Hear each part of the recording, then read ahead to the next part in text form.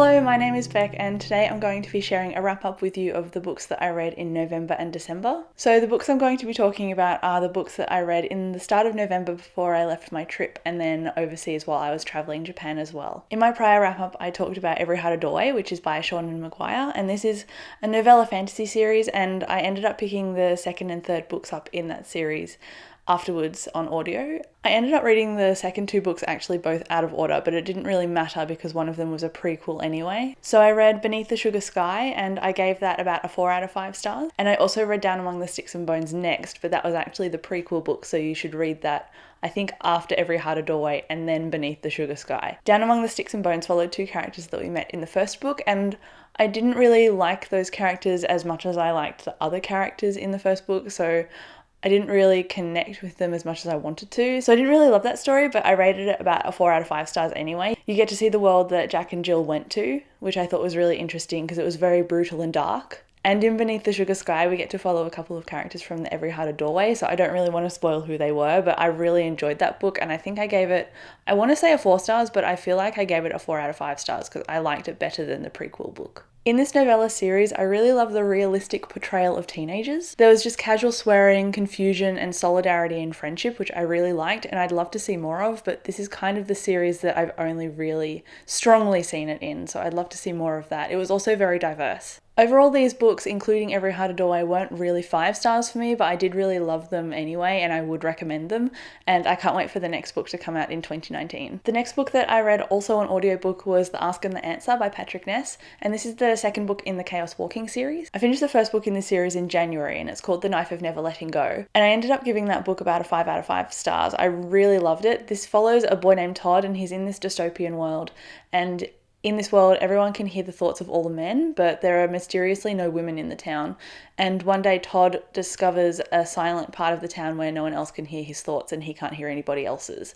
And it kind of goes on from there, and I can't really say why or how because it spoils a big plot detail of what happens. This follows Todd's journey after the grief and angst of the first book, and I really love the dark intensity of this narration. It had like cult vibes almost with the men in the town, but even though I wanted to love this book, I ended up giving it about a 3.5 out of 5 stars. I was still creeped out when reading this book, which is exactly the feeling that I was happy with, but the method of the storytelling was the reader finds out things as the characters do, and I think usually that works for me because I like being left in the dark, but when big things happened in this book, the characters didn't understand what they meant, and that meant I didn't understand what they meant, so it kind of lost a little bit of its significance for me. And also the formula in the first book follows Todd and somebody else as a duo, and I found that duo formula kind of broken in this book. Even though it still kind of exists, it wasn't as strong, and duos and trios in stories are why I love them, and unfortunately that's not why I loved this book. In addition to all of that, this kind of felt like a bit of a bridging book, so it was moving pieces around the chessboard so that it could maneuver them for the third installment.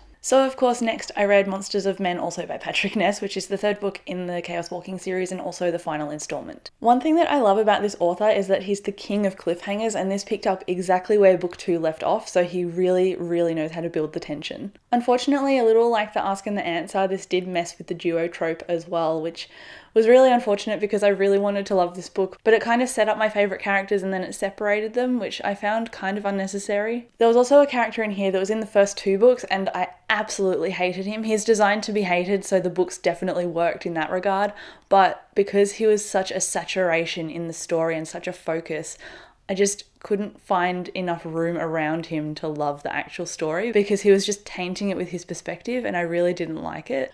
And then when we ended up getting to the very end of the book, it was really climactic, but I actually found that I was more annoyed with the characters than I was wowed or sad.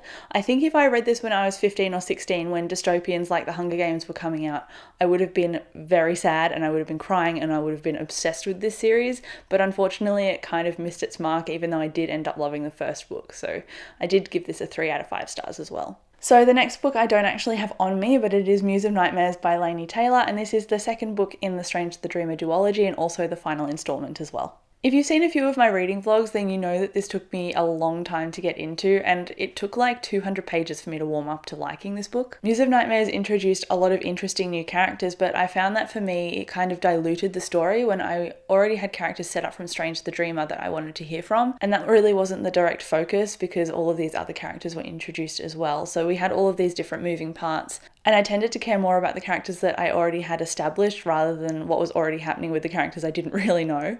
This book kind of also traversed into the realm of sci-fi, which I don't really mind because I read sci-fi and fantasy mostly anyway. But unfortunately, when I was reading it, I could just put this book down whenever I wanted, and that's not usually a good sign. Usually I am a completionist and I have to finish a chapter before I put a book down, but that wasn't the case with Muse of Nightmares.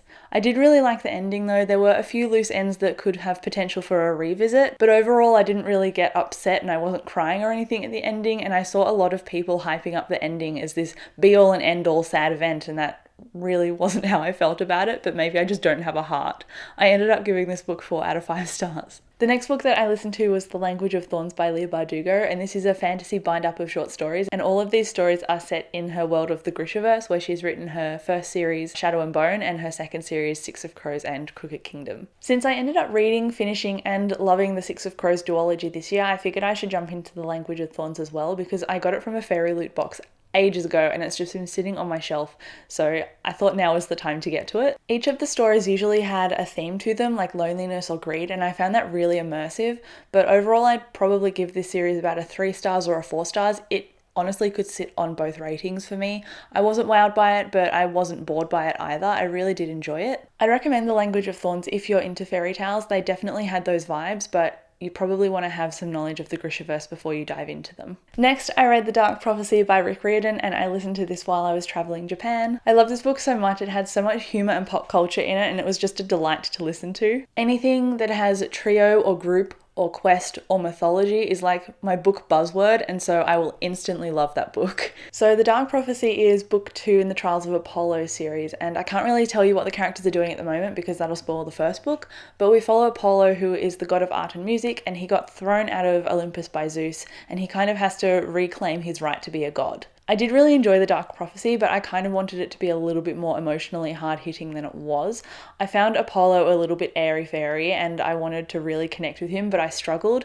I did connect a lot to the characters around him, which I really enjoyed. And I feel like the whole point of the story and his character in it is to find compassion and connect with readers in the same way that the other heroes do in the story. So I did have enough patience to get through it and I really did enjoy it. But I ended up picking up The Burning Maze after I finished The Dark Prophecy, and that was the sequel book, and it had all of the emotional hard-hitting moments that I wanted from book 2. So I ended up giving The Dark Prophecy 4 out of 5 stars, and I gave The Burning Maze 5 out of 5 stars because it was an amazing follow-up. So, The Burning Maze by Rick Riordan, the third book in the Trials of Apollo series, this had the emotional punch that I really craved, and it absolutely devastated me with that ending. Like I previously mentioned, throughout this series I felt a little bit of a mild disconnect, but this third book really renewed that for me. I really felt the punch of this plot and I'm devastated but so excited, and I don't know how I'm going to wait until 2019 for the next book, which is why I ended up diving into another Rick Riordan book straight after I finished The Burning Maze. But before I talk about that next Rick Riordan book, which I finished after I got back from my trip, I want to talk about 2 other things first. So while I was traveling around Japan, I started the audiobook for Malice by John Gwynne, and this is an adult fantasy quartet, I believe, and it follows a bunch of different characters. It's multiple perspective, and it has a war in it, I think, with giants. Unfortunately, this was a DNF for me, but I was listening to the audiobook, and I do intend on at some point picking up the physical copies and giving those a try, because this series sounds absolutely epic, and I'm really disappointed that I couldn't get into it. Also, while I was on my trip, I ended up picking up Skyward by Brandon Sanderson. I did speak about this in my reading vlog in Japan. If you have missed that, I will link that for you, but it took me about 50 pages to warm up to Spencer as a character. In Skyward, we follow Spencer, and she's a hot-headed 17-year-old, and she wants to become a pilot and fight the aliens that are constantly attacking her planet. The only thing that's kind of standing in her way is the fact that her father has previously abandoned his fleet and been labelled a coward, and so she's had to fight against that label her whole life.